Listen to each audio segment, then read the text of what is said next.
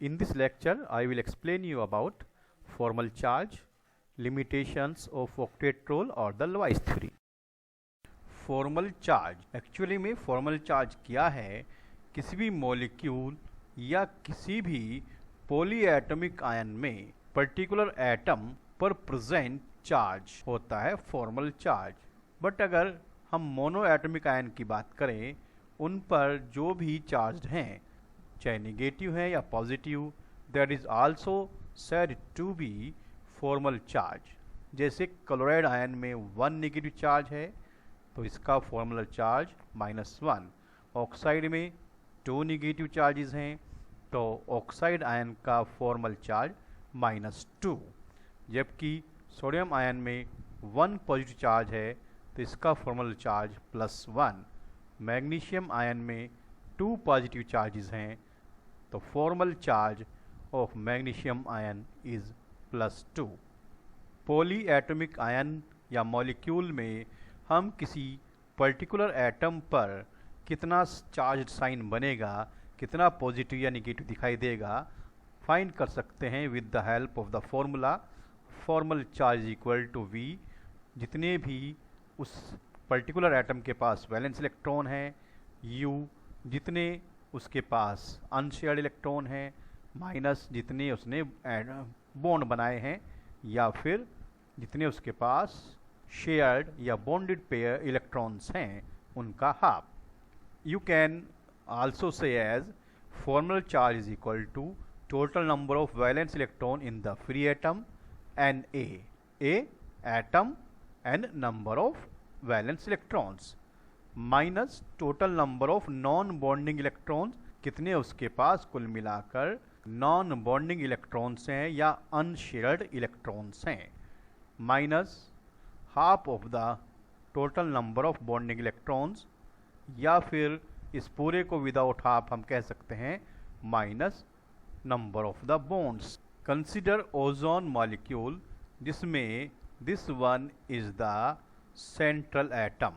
तो पहले हम इस सेंट्रल एटम की बात करते हैं कि इस ऑक्सीजन एटम पर इस ओजोन मॉलिक्यूल में कितना चार्ज होगा. ऑक्सीजन के इलेक्ट्रॉनिक कॉन्फ़िगरेशन से देखा जाए तो ऑक्सीजन के पास 6 वैलेंस इलेक्ट्रॉन होते हैं. Number of valence electrons in this atom 6 -2 lone pair electrons. इस पर दीज वन ओनली 2 इलेक्ट्रॉन्स हैं या 1 लोन पेयर है. 1 लोन पेयर मतलब 2 लोन इलेक्ट्रॉन्स. These are. अब इस पर देखें नंबर ऑफ बॉन्डिंग इलेक्ट्रॉन्स जिनका हाफ करेंगे. अगर हम बॉन्ड ही देख लें तो क्या बन रहा है 1 2 3, तो यहाँ पर हाफ इंटू 6 3 आ ही रहा है, तो डायरेक्ट हम यहाँ पर 3 भी यूज कर सकते हैं. बट अगर इलेक्ट्रॉन्स में ही देखें तो कैसे हम कहेंगे कि यहाँ 6 बॉन्डिंग इलेक्ट्रॉन्स हैं. 1 2 3 4 5 6, चूँकि 1 बॉन्ड का मतलब 2 इलेक्ट्रॉन. आफ्टर कैलकुलेशन आया +1, that is why this one is the +1 charge on this oxygen atom. Now for this oxygen atom number 2, formal charge on the second oxygen atom, जिसको यहाँ मैं purple colour से show कर रहा हूँ. तो in this case number of valence electron, this one atom में valence electron यहाँ पर भी 6 ही होंगे, दिस वन 6. अब यहाँ लोन पेयर कितने हैं 1 2, और 2 लोन पेयर का मतलब 4 लोन या अनशेयर्ड या unbonded electron. These are 1 2 3 4 here, this one 4. And number of bond 1 2, तो यहाँ पर सीधे हम -2 बॉन्ड यूज कर सकते हैं, या फिर 1 2 3 4 बॉन्डिंग इलेक्ट्रॉन्स, उसका हाफ जो कि 2 ही आना है.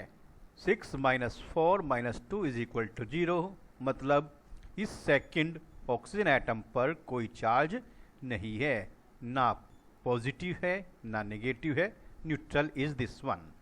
अगर इस तीसरे एटम की बात करें, दिस वन, तो यहाँ पर कितना फॉर्मल चार्ज इस पर आने वाला है? तो वैलेंस इलेक्ट्रॉन तो 6 ही होंगे। अब माइनस क्या करने हैं? अनबॉन्डेड इलेक्ट्रॉन्स, लोन पेयर्स या अनशेयर्ड इलेक्ट्रॉन्स। तो यहाँ अनशेयर्ड कितने हैं? 1 2 3 4 5 6। These are the 6 here. Minus half into number of bonding electrons, only this one, 1 and 2, 1 and 2 are the bonding electrons, तो half into 2, या फिर बॉन्ड कितना है? 1, तो हम यहाँ पर सीधे -1 भी कर सकते हैं। तो result is -1 and you can say there are -1 formal charge on this oxygen atom in ozone molecule. Formal charge on phosphorus atom in this pH3 molecule. तो क्या करना है? Number of valence electron in phosphorus, जो कि 5 होते हैं जब आप करेंगे फॉस्फोरस का इलेक्ट्रॉनिक कॉन्फ़िगरेशन। फिर अनशेयर्ड पेयर या अनशेयर्ड इलेक्ट्रॉन या लोन इलेक्ट्रॉन्स कितने यहाँ पर दिख रहे हैं? 1 2, ओनली 2, चूँकि these are set to be bond. ये क्या है? बॉन्ड। ये भी क्या है? Bond. Minus half of the bonding electrons, 1 2 3 4 5 6, this one. या फिर नंबर ऑफ ओनली यहाँ पर ले सकते हैं बॉन्ड्स, 1 2 3। तो इन सच ए कंडीशन तब हाफ नहीं होगा। 5 - 2 -3, तो 5 - 2 -3 और -3 मतलब 0। There is no charge on this phosphorus atom in pH3 molecule.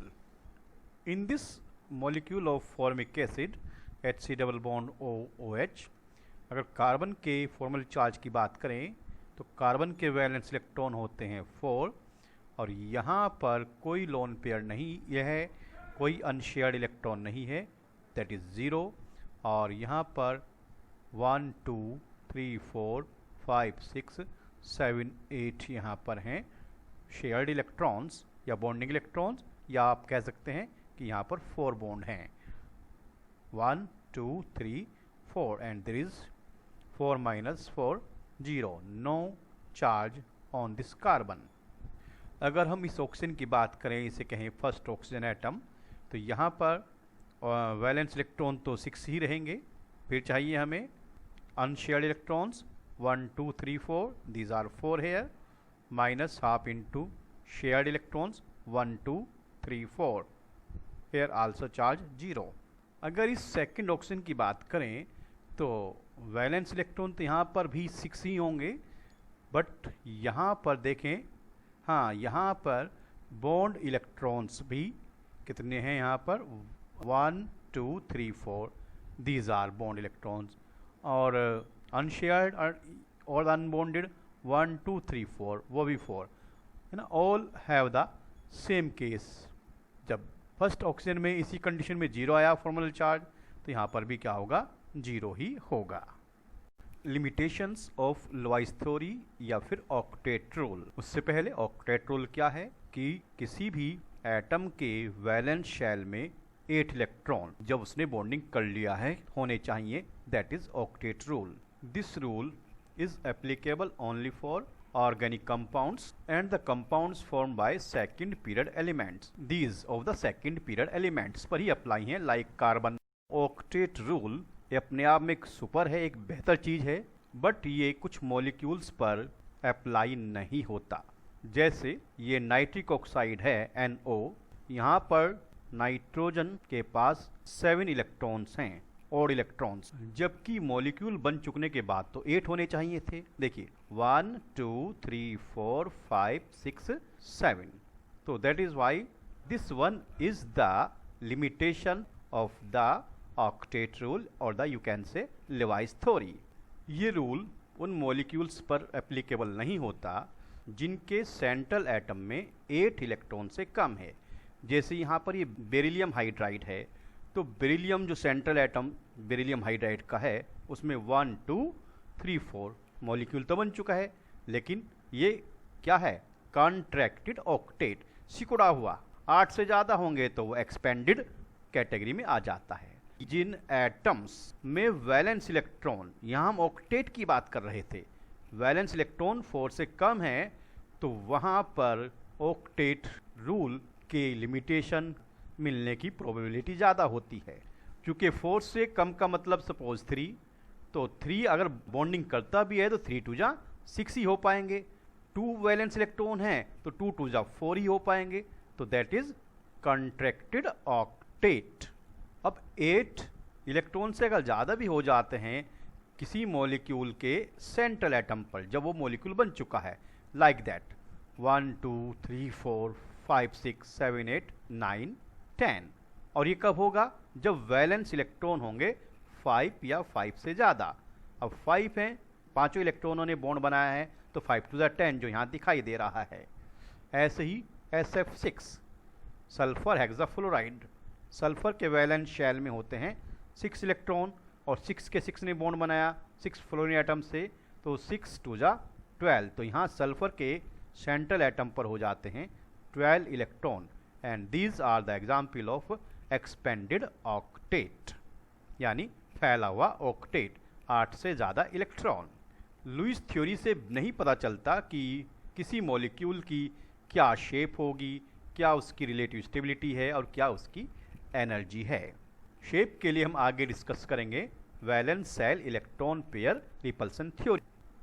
Again look here, ये बेरिलियम हाइड्राइड, तो यहाँ पर 1 2 3 4 इलेक्ट्रॉन ही बन रहे हैं जबकि मॉलिक्यूल तैयार है, तो दैट इज कॉन्ट्रैक्टेड ऑक्टेट। और ये कब होता है? जबकि 4 इलेक्ट्रॉन से कम हो वैलेंस शेल में। हम इस सेल की बात नहीं कर रहे हैं, वैलेंस शेल ये है, लास्ट सेल वैलेंस शेल होता है, यहाँ पर 1 and 1 2 इलेक्ट्रॉन जो कि 4 से कम है, और वैलेंस शेल में 4 से कम इलेक्ट्रॉन हैं, तब वो कॉन्ट्रैक्टेड ऑक्टेट तैयार करेंगे जबकि मॉलिक्यूल बनाएंगे with bonding to the other atoms. जैसे यहाँ बेरिलियम ने हाइड्रोजन एटम के साथ बॉन्डेड करके BeH2 मॉलिक्यूल प्रिपेयर किया है।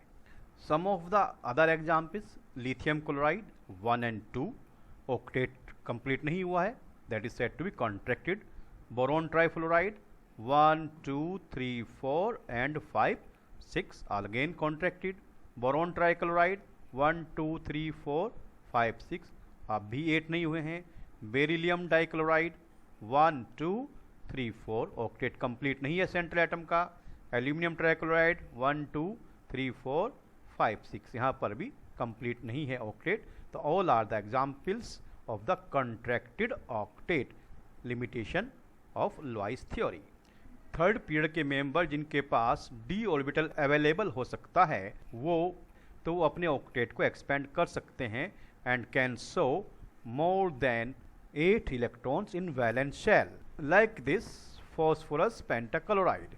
चूंकि फॉस्फोरस तीसरे पीरियड का मेंबर है, इसके पास d अवेलेबल हो सकता है, तो ये अपने ऑक्टेट को एक्सपेंड करेगा, तभी तो इसके पास 10 इलेक्ट्रॉन बनते हैं। सल्फर के पास भी d ऑर्बिटल हो सकते हैं, तो ये भी अपने ऑक्टेट को एक्सपेंड कर सकता है, और ऑक्टेट को एक्सपेंड कर सकता है तभी तो यहाँ पर दिखाई दे रहे हैं आपको 1 2 3 4 5 6 7 8 9 10 11 12 electrons in the octet of sulfur. So that is the example of expanded octet, फैले हुए ऑक्टेट का ये एग्जाम्पल। और ये तभी पॉसिबल है जबकि सेंट्रल एटम के पास d ऑर्बिटल अवेलेबल हों, and that is possible only when अगर वो तीसरे या उससे आगे पीरियड का मेंबर है। This is the third period. तो यहाँ aluminium, silicon, phosphorus, sulphur, chlorine के पास 3d अवेलेबल है, तो ये ऑक्टेट को एक्सपेंड करेंगे। यहाँ पर more than 4 valence electron bonding में पार्टिसिपेट करेंगे, और जब 4 इलेक्ट्रॉन से ज़्यादा बॉन्डिंग में पार्टिसिपेट करेंगे तो 8 से ज़्यादा ही ऑक्टेट में इलेक्ट्रॉन्स हो पाएंगे, किसके? सेंट्रल एटम के।